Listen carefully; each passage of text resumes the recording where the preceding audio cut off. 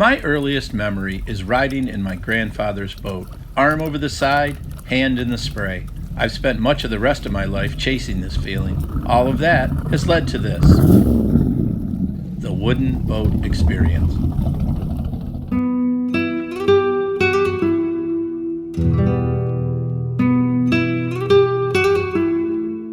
Man, it's been a great summer, hanging out in Birdwell beach britches and driving a boat and swimming in the river, and it was nice and hot all summer and sunny.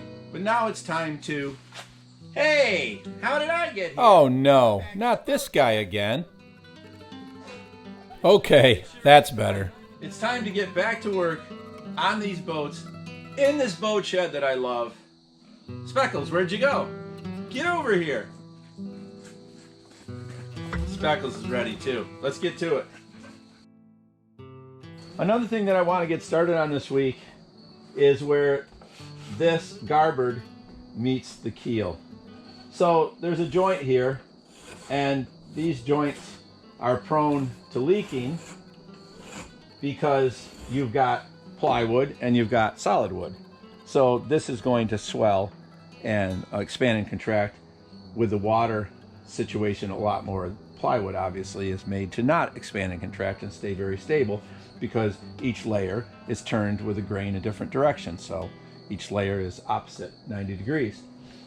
I am going to experiment a little bit with this boat because I can, and I want to see for the future if this is a good idea. But I think if you remember when I was working on my lineman, before I put it in the water, I went down this joint in some spots with some of that flexible epoxy from Jamestown. Let me grab that. Thixoflex. So I used some of that down this joint right here. Don't roll off. And here's the problem if you want to deal with this joint. So I've pulled all these screws out, and I bought new screws. So these were number 8s.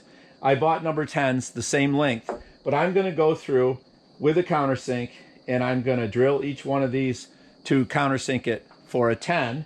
And then I'm going to put all new screws all the way down through here. And that's fine. But how am I going to separate this enough to get 4200 in there, or whatever I decide to use for a sealer? Probably not going to be able to do that, because in trying to pull it apart, I'll probably just break this rabbet off on the inside of this mahogany because it's old, because that's what this keel is, mahogany. So this is what I'm going to do.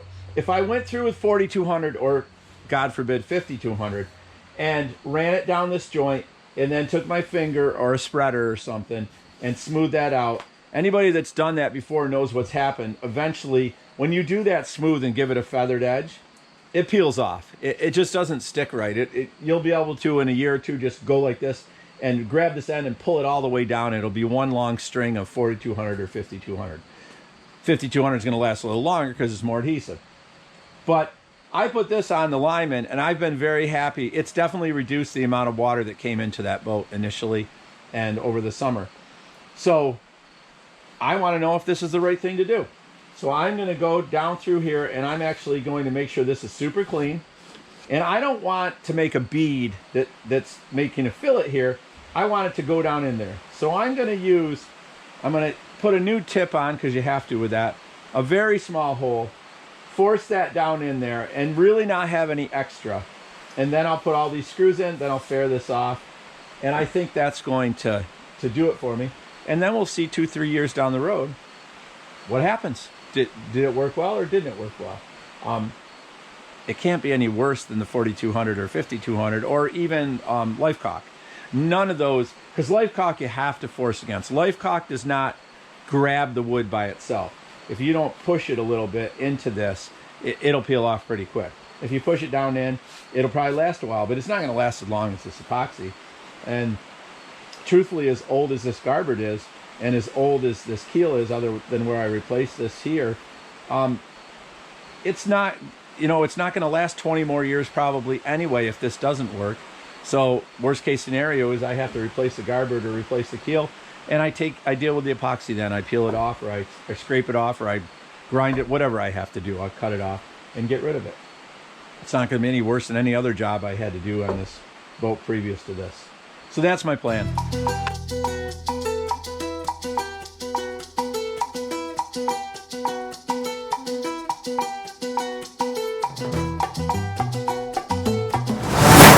Hey, hold on. Is that an impact gun? All right.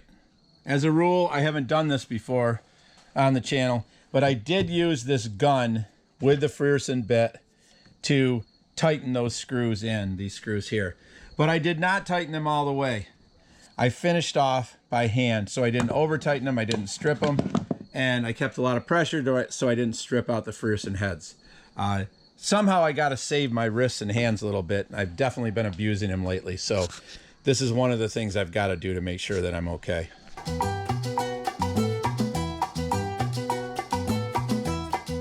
Two other things I think I should mention before we get on to fairing. So here's the screw that I'm going to use to replace these screws. It's a 10x1 flathead Frierson. Here's my set of countersinks, 6, 8, 10, so we need the 10. There's a reason they give you these Allen wrenches, is you don't just grab this out of here and use it without adjusting it for the screw. It's going to really ruin those holes if I do this, because this is a tapered bit. So I actually want this countersink down a lot farther. Really should loosen both sides, not just the one. Then it rotates. I try to make a little short of the tip with the head on this edge of this countersink. I think it depends on also how good the wood is that you're going into. Is it a little punky or is it brand new? Is it white oak? Is it mahogany? All those things make a difference. So now when I drill the hole, countersink the hole, I think I'm gonna be okay there. So one thing I'm not noticing, when I tighten these screws down, as I draw them tight, I'm not seeing this compress. I'm not seeing any movement where this is getting tighter against the rabbet that's on this. So that makes me think it's already set in there very nicely. And maybe there's already adhesive in between these two that hasn't deteriorated. I can't believe that's true, but it is true about a lot of these strakes. So maybe it's true about here too. I never had this boat in the water, but I was told that it floated back from the island and then was put on a trailer. It was towed and it didn't take on a lot of water. So I'm assuming that this joint was still pretty good here, and we're just making sure that it is. Take number 732. The Port Townsend Wooden Boat Festival isn't happening this year. I wish it was. I would have loved to have met up with Peter from Travels with Jordy, met up with my daughter in Seattle, but we don't have that occurring because of the virus. But we do have this, the virtual Wooden Boat Festival, which is going to be awesome. And the Wooden Boat Experience has 4 videos in there. So if you want a discount code, save $5 on the tickets. My email is right here. Get hold of me. I'll send you back a code. Also, if you want to see more about it, there's a link up here which will take you to their channel, their YouTube channel, which has a trailer and also some other information. Everything that's going to be on there is already available to see what's happening. Before you buy a ticket, you can kind of get an idea. And it is just packed with stuff. So I'm going to be watching a whole bunch of things. I'll be attending. I hope you will too. Hey, we got a little time left. Let's put a coat of fairing on these screws.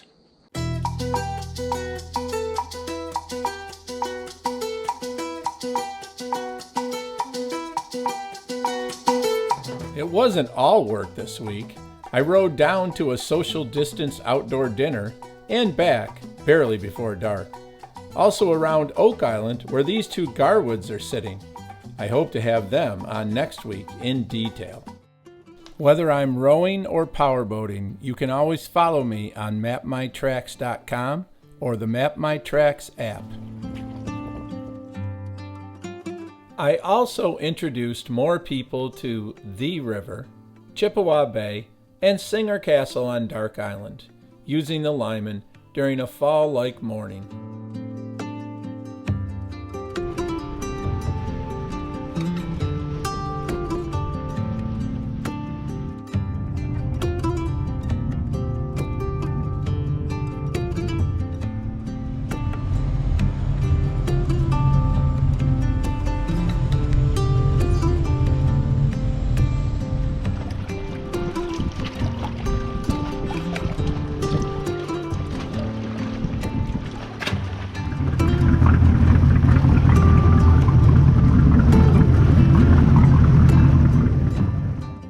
And now let's check out a cool boat. Here's a great book for any of you that are interested in the boats from the area where I am, the St. Lawrence River, the Thousand Islands. You can find the information about it. There's the back cover. But the reason I have it here is because it's got a picture of Messenger, which is what the original name of Footloose Fancy Free was. And that came from, it was made for Singer Castle, Dark Island, which is right near where my dock is for my lineman. You know, it's within a couple miles. So gorgeous Art Deco boat and has some fantastic details. And it's one of my favorites. So I just thought I'd show this to you guys. Wooden boat windshields just don't get any better than this one.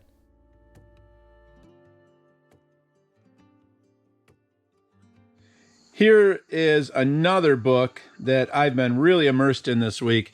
Brightwork, The Art of Finishing Wood. It's an older book. It's from early 90s, I believe, by Rebecca Whitman, who I've tried to find more information about. I think she's out in the Seattle area. I don't know if she still is, but this book is really good, and she did Brightwork on a lot of yachts out in Seattle, and she worked on a lot of them outdoors. It's got great tips. The biggest problem is it's hard to find and it's expensive. You can find it on Amazon. It's not cheap, but look around. Maybe one of your friends has a copy of it.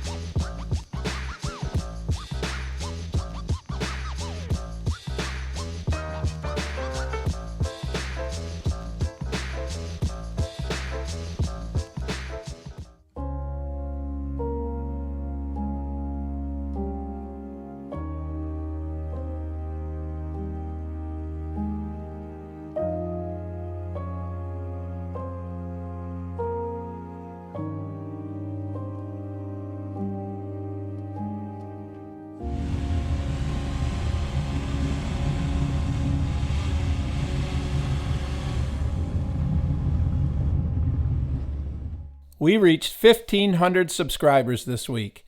Thanks to everybody who supports the WBE. See you next week.